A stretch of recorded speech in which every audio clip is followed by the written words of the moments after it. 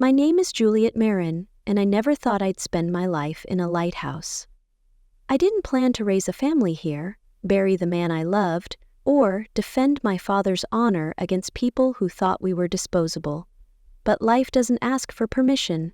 It just crashes over you like a wave, daring you to stand back up. I remember that morning clearly. The sky was gray, the ocean restless, and I stood alone on the cliff's edge, with a letter in my hand. It was from Callum, my husband, my safe harbor, written months before the accident that stole him from me. As the wind whipped around me, I read his words again, words that had already saved me once. "If you're reading this," it began, "then I'm not there anymore, but you are, and that's enough." Behind me, our lighthouse stood tall against the storm clouds, just like my father once did. Just like I learned to, and deep inside me a new life stirred. His child, our future. So no, I didn't choose this life, but I chose to stay, and that choice changed everything. Let me tell you how a broken girl in a lighthouse became something stronger. I was born in a place where the sky kissed the sea, a wind-battered lighthouse perched on the rocky cliffs of Dunehaven, Oregon. My father, Elliot Marin, was the lighthouse keeper, and my mother, Lena, was a marine biologist who studied the tide pools and whales that passed through our misty coast. We weren't wealthy, but our lives were rich in a different way, filled with salt air, bookshelves overflowing with stories, and evenings spent listening to the low hum of blues records while waves crashed against the rocks below. My parents were a perfect pair. My mother fierce and endlessly curious, and my father quiet but dependable as the beacon he tended. I never imagined how fragile all of it was until the night everything changed. I was 14, and a sudden storm had rolled in from the north. My mother rushed out on a research vessel with her colleagues. There had been a sighting of a rare whale pod. She promised she'd be back by nightfall, but she never returned. The storm capsized the boat. She drowned before help could reach her. My father, trying to launch a rescue boat alone, slipped on the rain-slicked dock and shattered his spine. I'll never forget the silence that followed. Just the wind, the empty coastline, and the echo of my own heartbeat as I waited in the hospital. In one day I lost my mother and the man my father used to be. When he finally came home in a wheelchair, everything felt smaller, heavier. I became his legs, his caretaker, his lifeline. And though he never asked for it, I gave up the ordinary chaos of high school dances and teenage rebellion in favor of cooking dinners, managing doctor visits, and keeping the beacon lit. People in town pitied us. They said, "That poor girl, stuck in that lighthouse with a crippled father." But I wasn't stuck. I was rooted. And even then, I knew if love could survive storms like ours, it could light the darkest nights. By the time I turned 18, the lighthouse had become more than just home. It was a part of me. Every creaking floorboard, every gull cry at dawn, every flicker of light spinning through the fog felt like an extension of my heartbeat. But my father, Elliot, refused to let me stay tethered to that tower forever. "The light's not just meant to guide others," he told me one night, as we watched the sea swallow the sun. "Sometimes it's meant to lead you out." With that, he convinced me to apply to the University of Cascadia, just a few hours inland. I went reluctantly, terrified of what would happen without me at home, but Elliot had arranged everything. Nurses for his care, meals prepped and labeled, even a neighbor who promised to check in daily. So, I packed a suitcase full of worry and went. It was there, in a cramped college cafe with thrift store couches and a broken espresso machine, that I met Callum Hayes. He wasn't a student.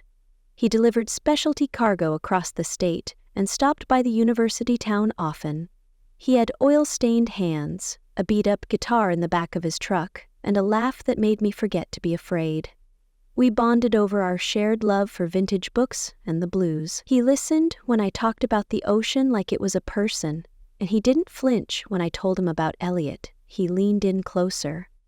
He sounds like someone I'd get along with, he said, eyes warm.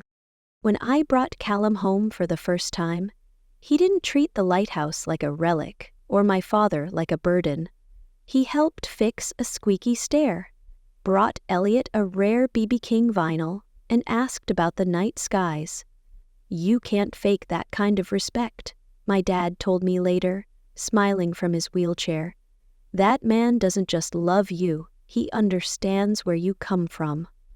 And for the first time in years, I let myself imagine a life that wasn't just about survival. A life with music, laughter, road trips, maybe even a family.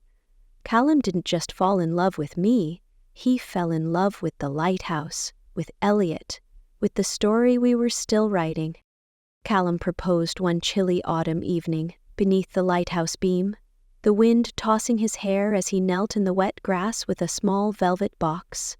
Behind us, the Pacific roared, and in front of us, the foghorn let out a low, steady call, like it was blessing the moment. I said yes with tears on my cheeks and sea spray in my hair. We planned a simple ceremony at the lighthouse itself, surrounded by just a handful of friends, neighbors, and of course Elliot, who wheeled himself down the aisle to give me away.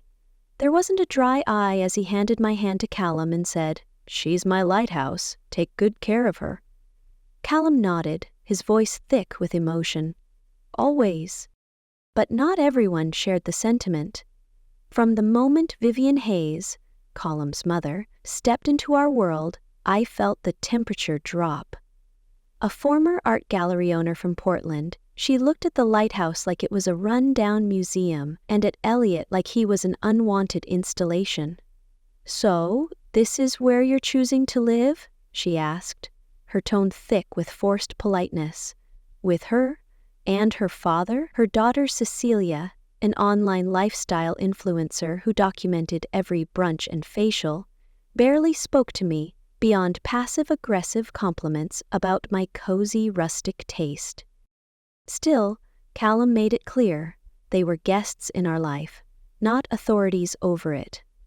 We moved into a newly renovated cottage just beside the old lighthouse, complete with wide doorways for Elliot's chair and a small garden that Callum insisted we grow together. Life settled into a rhythm. Callum on the road, hauling delicate sea glass sculptures and artisan goods. Me working part-time at the tax office and managing the household. And Elliot, now writing a memoir, often perched outside with his typewriter and a mug of black coffee. The house felt full of light and promise, like maybe all the broken pieces of my past had found new ways to fit together. But every so often, Vivian and Cecilia would visit unannounced, leaving behind perfume-clouded judgments and subtle suggestions that I was holding Callum back. I smiled through clenched teeth, always trying to be polite, but deep down I knew storms were brewing. Storms that would one day crash hard against the fragile peace we'd built. The housewarming was meant to be a celebration, a fresh beginning for our little family. The coastal wind had eased for once, and the late summer sun poured through the windows of our new cottage, casting golden light across the hardwood floors. Friends from town dropped by with homemade pies, candles, and jars of sea salt caramels. Elliot beamed as guests admired the accessibility upgrades we'd made for him. The wraparound deck with a ramp, the widened doorways, the reading nook overlooking the cliff's edge. Callum strummed his guitar in the corner, his voice blending with the ocean breeze. For a few hours, life felt soft and safe. Then Vivian and Cecilia arrived. Fashionably late, dressed in designer linen like they were attending an art gala rather than a cottage gathering, the mood shifted the moment they walked in. Vivian glanced around, her mouth twitching in what she likely thought was a smile. "Charming," she said, slowly. "I suppose it's perfect for you, too." Cecilia took a few photos of the view and whispered something under her breath, probably for her next blog post about humble living. As we toured them through the house, Vivienne lingered in the master bedroom, running her hand over the window frame before turning to me with a thin smile. "You know," she said quietly, This would be just perfect for Callum and me. Have you considered moving your father into a care home? He doesn't really need all this space, does he? Her words hit like a slap. I froze. Excuse me? I said, unsure if I'd misheard. He'd be better cared for, she continued, her voice syrupy, and you'd finally have some privacy. A real life. You've done your part, Juliet. Before I could speak, she breezed outside, straight to Elliot, who was mid-conversation with our neighbor. To my horror, Vivienne took hold of his wheelchair handles and began pushing him toward the driveway. Maria, I shouted, running after her, what are you doing? If he won't go willingly, she snapped, I'll help him start packing. Callum appeared like a thunderclap, his voice shaking the air. Let go of his chair! Now! The silence that followed was electric. Vivienne's expression faltered, and for once, Cecilia stopped filming. That night, as the sun set behind us, Callum held me and whispered, she crossed a line. This ends now. And for the first time, I believed him. It happened on a Tuesday. A storm had rolled in early, thick, unrelenting rain that blurred the sky into the sea. I was helping Dad into bed, wrapping the knit blanket around his legs, when my phone rang. I didn't recognize the number, but something in my chest tightened before I even picked up. Is this Mrs. Juliet Hayes? The voice asked. This is Officer Delaney with the State Highway Patrol. Everything after that was a blur. Head-on collision, hydroplaned, emergency responders. He didn't make it. I remember nodding, thanking the officer like it was a business call, then sitting down on the edge of the bed, still holding the phone in my hand as if it might reverse time. Callum was gone. The man who had made our windswept cottage a home, who could fix anything from a jammed drawer to a broken heart, was gone in a blink. He'd been on a rush delivery, helping a local artisan transport fragile ocean glass sculptures before the storm hit. He did it to help cover the mortgage. He did it for us. That night, I didn't cry. I just stared at his empty guitar stand by the fireplace, the cup he hadn't finished that morning, the faint smell of pine soap still clinging to his jacket by the door. The days that followed moved like fog. I went through the motions, choosing a casket, writing an obituary, answering calls from people I barely knew, offering condolences that felt as empty as the house. Elliot tried to be strong for me, but I heard him sobbing once in the middle of the night, his typewriter silent for the first time in weeks. On the day of the funeral, the rain returned, as if the skies themselves were mourning. The church was packed. Callum had quietly become beloved in our small town, always helping, always smiling. But as I stood near the altar, something gnawed at me. Vivienne and Cecilia were nowhere to be found. Not a single flower sent, no message, not even a seat left empty in the back row. They had disappeared. I should have known silence from them didn't mean peace. It meant preparation. While I was busy grieving, they were planning their next move. I just didn't know it yet. We pulled into the driveway after the funeral, soaked to the bone and hollow from grief. I remember thinking how still everything looked. Too still. Then I noticed the lights inside were on. I was sure I'd turned everything off before we left. Dad? I whispered, already pushing open the car door. Did you leave anything running? He shook his head slowly, eyes narrowing. As I helped him into his wheelchair, a flicker of movement in the front window caught my eye. My heart dropped. We weren't alone. I pushed the door open to the sound of boxes being shuffled and furniture being dragged. Vivienne stood in the living room, her sleeves rolled up, calmly taping shut a box labeled Kitchen Fragile. Cecilia lounged on the sofa, scrolling through her phone like she owned the place. What the hell is going on? I demanded, my voice slicing through the room. Vivienne didn't flinch. She simply turned to me with a patronizing smile. Oh, Juliet, darling, we're just helping you transition. This house, Callum's house, well, it naturally goes back to his family now. I stood frozen as her words sank in. He was my husband, I said, shaking. We bought this house together. Vivian shrugged. Yes, well, now that he's gone, we need to make responsible decisions. You and your father can go back to your little lighthouse. It's quaint. This place is better suited for people who, she glanced toward Elliot, actually use it. Celia chimed in without looking up. We've already called a moving company. Should be here by tomorrow. I felt something rise in me. Rage, grief, disbelief, all churning together. Get out of my house. Vivian's expression hardened. We'll be contacting our lawyer. This isn't over. No, I said, stepping forward. It is. And if you're not out in 10 minutes, I'm calling the police. They must have seen the fire in my eyes because for once they didn't argue. They packed up their smugness, their entitlement, and left, but not before Vivienne hissed over her shoulder.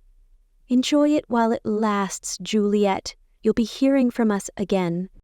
And I believed her, because people like Vivienne don't go down quietly. The call came a week later.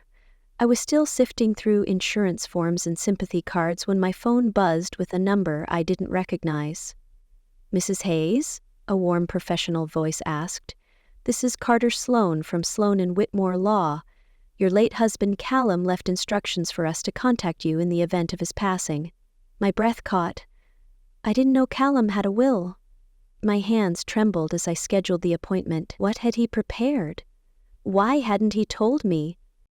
The next morning, I wheeled Dad into the lawyer's office, both of us quiet with anticipation. Mr. Sloan greeted us with a gentle nod and a folder already opened on his desk. Callum came to us 5 months ago, he explained. He was very specific, and then he read, I, Callum Hayes, leave all my possessions, our home, my savings, my vehicle, and everything I own, to my beloved wife, Juliet Hayes. It is my deepest wish that she use these to care for herself and for Elliot Marin, who I love as my own father. Tears spilled freely down my cheeks. Even in death, Callum was still protecting us. Mr. Sloan smiled gently and handed me a sealed envelope. He also wrote you a letter. I opened it with shaking hands. Callum's familiar handwriting danced across the page. If you're reading this, I'm gone. But don't let them take what we built. I know how my mother and sister are. This is my way of making sure they can never hurt you or Elliot. You are my real family, Juliet. Don't ever forget that. I clutched the letter to my chest, feeling his love surround me like armor. And for the first time since the accident, I didn't feel afraid. I felt protected. I felt seen. And I felt ready. In the weeks that followed, I kept moving, not because I was okay, but because I had to be. The house was finally ours, free and clear. The insurance paid off the mortgage with room to spare, and Callum's voice, through his letter and will, echoed in every corner of the home we'd built. But then came the nausea. At first I blamed the grief, the stress, the exhaustion that came from carrying both my father's heartbreak and my own. But when it lingered into the second week, a quiet voice in the back of my mind began to whisper. I stood in the bathroom one morning, clutching a pregnancy test, knees trembling as I waited for those 2 lines to decide the course of my life. Again. When they appeared, clear, bright, undeniable, I sank to the floor, the air sucked from my lungs. I was pregnant. With Callum's child, a life we hadn't planned in time, but one he would have loved with every fiber of his soul. When I showed the test to Dad, his eyes filled with tears. This baby, he said softly, holding me close, is the light after the storm. A piece of Callum that gets to live on. A week later, Vivienne and Cecilia returned, this time desperate and disheveled. We need a place to stay, they said, eyeing my belly with wide, judgmental eyes. But I stood taller than I ever had before. That part of our story is over, I told them, and you're not in the next chapter. I didn't tell them about the baby. I didn't need to. As I watched them drive away for the final time, something in me settled. I wasn't just surviving anymore. I was building. For me, for Dad, and now for our future. The wind was gentle that morning as I stood once more at the edge of the cliff, the lighthouse behind me and the ocean stretching endlessly ahead. In my hands was Callum's letter, now worn at the edges but still strong, like his love. I placed it gently inside a glass bottle and tossed it into the sea, watching it disappear into the waves. Behind me, Dad called out, and I turned, one hand resting on my growing belly. As I walked back toward the cottage, our cottage, I felt peace settle in my chest. We had weathered the storm. Now we were the light.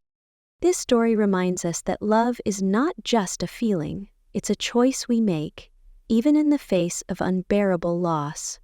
Juliet's journey through grief, betrayal, and quiet resilience teaches us that family isn't always defined by blood, but by loyalty, sacrifice, and the bonds we choose to protect.